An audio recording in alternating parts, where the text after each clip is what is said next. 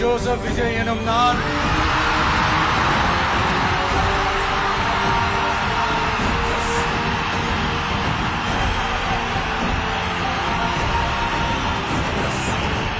சட்டப்படி அமைக்கப்பெற்ற இந்திய அரசியல் அமைப்பின்பால் உண்மையான நம்பிக்கையும் மாறா பற்றும் கொண்டிருப்பேன் என்றும் இந்திய நாட்டின் ஒப்பில்லாத முழு முதல் ஆட்சியையும் ஒருமையையும் நிலை நிறுத்துவேன் என்றும் தமிழ்நாட்டு அரசின் முதலமைச்சராக